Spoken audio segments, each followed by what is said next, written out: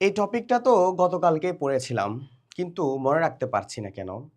Exam হলে বসে দেখে মনে হচ্ছে যে প্রশ্নটা আমার খুব পরিচিত বা আমি কোথাও দেখেছি, কিন্তু অ্যান্সার করতে পারছি না কেন। তো এই প্রবলেমগুলো আমাদের 27 ব্যাচের স্টুডেন্টদের মধ্যে অলরেডি আমরা ফার্স্ট ইয়ারে বুঝে গিয়েছি। ফার্স্ট ইয়ারে যখন আমরা ইয়ার ফাইনাল দিচ্ছিলাম তখন মনে হচ্ছিল যে টপিকটা হয়তো বা আমি চিনি, টপিকটা কোন জায়গা থেকে এসেছে আমি জানি, কিন্তু আমি মনে রাখতে পারছি না বা মনে করতে পারছি না। এটা প্রবলেমটা যখন আমরা এক্সাম হলে বসি তখন আমরা অনেকেই ফেস করি। সেটা আসলে কারণটা কি? কারণগুলো আমরা একটু বের করার চেষ্টা করি।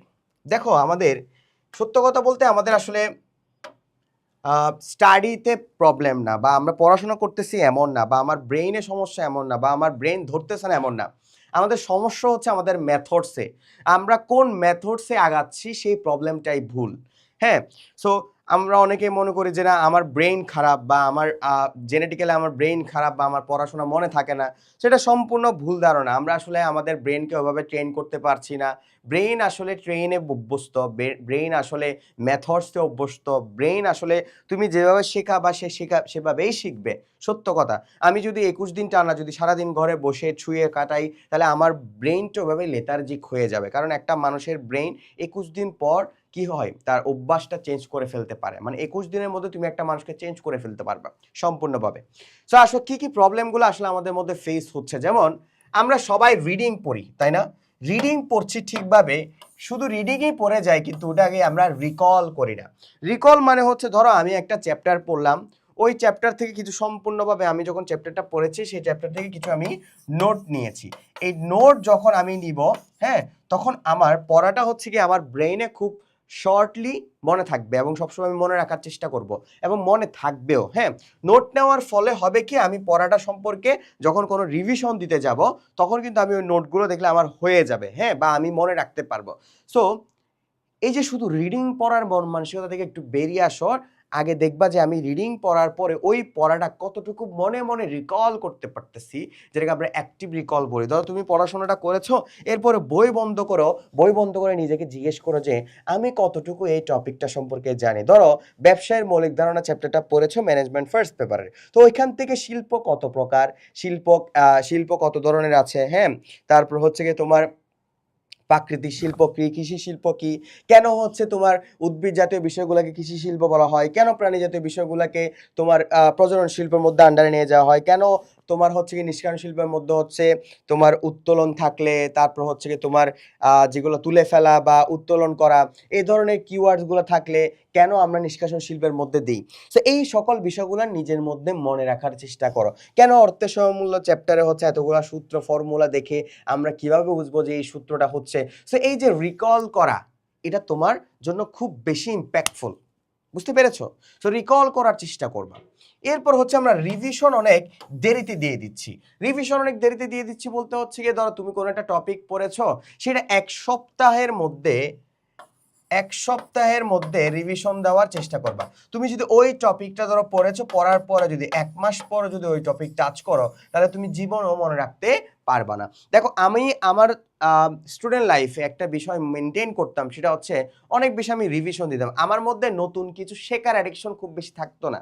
আমি একটা জিনিস বিশ্বাস করি ভাই, তুমি নতুন কিছু অনেক কিছু জানতে পারবা, নতুন অনেক চ্যাপ্টার তুমি পড়তে পারবা, কিন্তু ইম্প্যাক্টফুলি যখন তুমি একজনের সাথে একজনের কম্পেয়ার করবা, সে কতটুকু জানে এটা বড় কথা না, কতটুকু সে মনে রাখতে পারতেছে, দিস ইজ ফ্যাক্ট। হ্যাঁ, আমার এক বন্ধু ছিল ১৭ ঘন্টা পড়াশোনা করতো, কিন্তু সে আলটিমেটলি ১৭ ঘন্টা পড়াশোনা করেও সে কোনো জায়গায় চান্স পায়নি, কারণ সে পড়াটা মনে রাখতে পারেনি। সো আমি ১৭ ঘন্টা পড়াশোনা করি নাই, আমি ৪-৫ ঘন্টা পড়াশোনা করছি, সেটা ইম্প্যাক্টফুলি পড়াশোনা করেছি, রিভিশন দিয়েছি। হ্যাঁ, আমি জানার চেয়ে সবচেয়ে বেশি পারফেকশনে ফোকাস করেছি। কারণ হচ্ছে তুমি যত বেশি জানবা তত বেশি কি তুমি জানতেই থাকবে এমন না। হ্যাঁ, তোমার মধ্যে যত বেশি তুমি রিভিশন রাখবা, যত বেশি তুমি মনে রাখতে পারবা, তোমার জন্য এটাই সবচেয়ে ভালো। শুধু জানার জন্য আগ্রহী হলে হবে না, নতুন চ্যাপ্টারের অ্যাডিকশন রাখলে শুধু হবে না।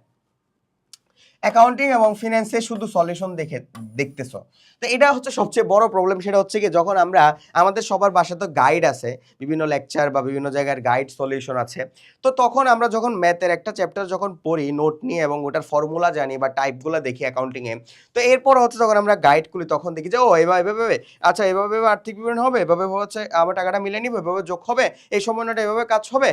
এটা করে থাকি, কিন্তু খাতায় বসে সুন্দর মতো প্রশ্নটা নিয়ে প্র্যাকটিস করি না।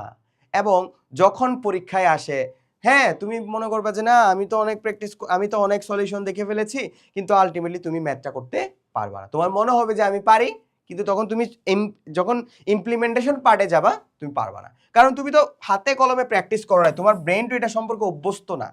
তোমার ব্রেন জাস্ট রিড আউট করেছে ম্যাথগুলা, কখনো ওটা সম্পূর্ণভাবে সে রিড করতে পারবে না, সম্পূর্ণভাবে তার মাথায় আনতে পারবে না। সো তোমার ব্রেনে সমস্যা না, তোমার স্টাডি মেথডে সমস্যা। এরপর হচ্ছে প্রতিদিন একই সাবজেক্টের উপরে নেশা করে ফেলা। নেশা মানে কি? সিগারেট খাওয়া কি নেশা? মদ খাওয়া কি নেশা? না, যে কোনো কিছু যদি অতিরিক্ত পরিমাণে করে ফেলো সেটা হচ্ছে নেশা। তুমি যদি অতিরিক্ত পরিমাণে ঘুমাও সেটা তোমার ঘুমের নেশা। তুমি যদি অতিরিক্ত পরিমাণে ট্রাভেল করো সেটা তোমার ট্রাভেলের নেশা। তুমি যদি অতিরিক্ত পরিমাণে পড়াশোনা করো তোমার পড়াশোনার নেশা। সো একই সাবজেক্ট যদি তুমি বারবার পড়তে যাও সেক্ষেত্রে হবে কি, ওই সাবজেক্টে তুমি প্রো হয়ে যাবা, কোনো সমস্যা নাই, কোনো ডাউট নাই, হ্যাঁ। কিন্তু আলটিমেটলি তোমার তো ওই সাবজেক্টের উপর টিচার হইতে হবে না, ওই সাবজেক্টের উপর পিএইচডি অর্জন করতে হবে না। ওই সাবজেক্টে A+ পাওয়ার জন্য যা যা টপিক দরকার, যা যা দরকার তা দরকার। এখন তুমি ধরো অ্যাকাউন্টিংয়ে প্রো, তুমি যদি বাংলায় ফেল করে বসে থাকো, তোমার এসএসসিতে প্রত্যেকটা সাবজেক্ট তোমার জন্য ম্যাটার, প্রত্যেকটা subject matter, every subject matter. So তুমি কেন একটা সাবজেক্টকে নিয়ে নেশায় পড়ে যাবা? এটা আমার 1-2 মাস এই প্রবলেমের মধ্যে ছিলাম আমি। যেমন আমার ম্যানেজমেন্ট পড়তে অনেক ভালো লাগতো এবং ফিনান্স পড়তে আমি ভালো লাগতো, বাংলা প্রথম পড়তে অনেক ভালো লাগতো। আমি 2-3 দিনে, সপ্তাহে খানিক খালি এগুলাই পড়তে থাকতাম। আলটিমেটলি আমি এটার ফলো পেয়েছি, এটা আমি ভুল ধারণা ছিল আমার মধ্যে, পরে এক বড় ভাই আমাকে এটা ভুলটা ধরিয়ে দিয়েছে, আমিও তোমাদেরকে ভুলটা ধরিয়ে দিচ্ছি। সো এবার আসো হচ্ছে ভাইয়া 27 ব্যাচ ফার্স্ট ইয়ার শেষ। ফার্স্ট ইয়ার শেষ করে ফেলেছো ভাই, খুব হেলে ফেলাই, সত্য কথা, এখানে কোনো ডাউট নাই, কোনো ডাউট নাই। তুমি হয়তো আড্ডাবাজি করেছো, ঘোরাফেরা করেছো, তুমি হয়তো তোমার বন্ধুর কথা শুনে কোনো একটা টিচারের কাছে ভর্তি হয়েছো বা কোনো অনলাইন প্ল্যাটফর্মে ভর্তি হয়েছো, কিন্তু তুমি কি অ্যাডমিশন সম্পর্কে কিছু জানো? তুমি কি একাডেমিকের প্রবার তোমার সবগুলো সাবজেক্ট শেষ করেছো? দেখো একজন স্টুডেন্টের তার একাডেমিকের প্রথম বর্ষেই তার একাডেমিকের সকল subject first paper second paper শেষ হয়ে যাওয়া উচিত বলে আমি মানি। কারণ একজন স্টুডেন্ট সেকেন্ড ইয়ারে অত বেশি সময় পায় না, সেকেন্ড ইয়ারে সে হাইয়েস্ট 7 থেকে 8 মাস সময় পাবে, সে পুরোপুরি কখনো 12 থেকে 13 মাস সময় পাবে না। ধরো তুমি এখন সেকেন্ড ইয়ারে উঠেছো, তোমার ঠিক 4 থেকে 5 মাস বা 6 মাস পর তোমার দেখবা টেস্ট পরীক্ষার ডেট দিয়ে দিয়েছে। তুমি দেখিও আমার সাথে, আমার কথার সাথে মিলাই নিও। সো ভাই সময় খুব বেশি নেই, একাডেমিকের সাবজেক্টগুলো ক্লিয়ার করো দ্রুত, খুব দ্রুত। এই যে এখানে একাডেমিকের ক্লাস দেওয়া আছে, প্রত্যেকটা সাবজেক্টের accounting, management, marketing, finance, Bangla, ইংরেজি, অর্থনীতি, কৃষি শিক্ষা, প্রতিটা সাবজেক্ট, স্ট্যাটিস্টিক্স। এরপরে যখন ভাইয়া তুমি অ্যাডমিশনে আসবা, ঢাকা বিশ্ববিদ্যালয়ের প্রশ্ন কেমন হয়, ঢাকা বিশ্ববিদ্যালয়ের কোশ্চেন প্যাটার্ন কেমন হয়, সেগুলো তুমি দেখতে পারবা। এই যে দেখো ঢাকা বিশ্ববিদ্যালয়ের প্যাটার্নে আমি একটা ক্লাস নিয়েছিলাম। এই যে দেখো এখানে ক্লাসে কি বলা হচ্ছে, ক্লাসে বলা হয়েছে যে এটা আমি কোর্সটা এনরোল করে নিই, সরি, এখন দেখতে পারবে না। সো তোমরা যারা কোর্সে এনরোল করে নিবা, তোমরা আপাতত চাইলে তোমরা ডেমো ক্লাসটা দেখে নিতে পারো। এই যে ডেমো ক্লাস, যেমন ধরো আমি বাংলা ডেমো ক্লাসে গেলাম, এই যে বাংলা ডেমো ক্লাসটা আমার কাছে এখানে ওপেন হয়ে যাবে, ঠিক আছে। সো এই যে এখন একটু নেটওয়ার্কে প্রবলেম করতেছে এই কারণে। সো তোমরা যারা এই যে বাংলা ডেমো ক্লাস ওপেন হয়ে গেছে, সো তুমি ডেমো ক্লাস দেখে নিজেকে যাচাই করে দেখো যে আমি কতটুকু এলিজেবল বা আমার মধ্যে কতটুকু যোগ্যতা আছে। হ্যাঁ, আমি যদি আসলে চাই এই যে এসএসসি লাইফে একটা ভালো রেজাল্ট আমি করতে পারবো, প্লাস ডেফিনেটলি আমি যখন ঢাকা বিশ্ববিদ্যালয়ের জন্য প্রিপারেশন নিব, আমি এই কোর্স দিয়ে আমার সম্পূর্ণ একাডেমিক থেকে অ্যাডমিশন কমপ্লিট করে নিতে পারবো।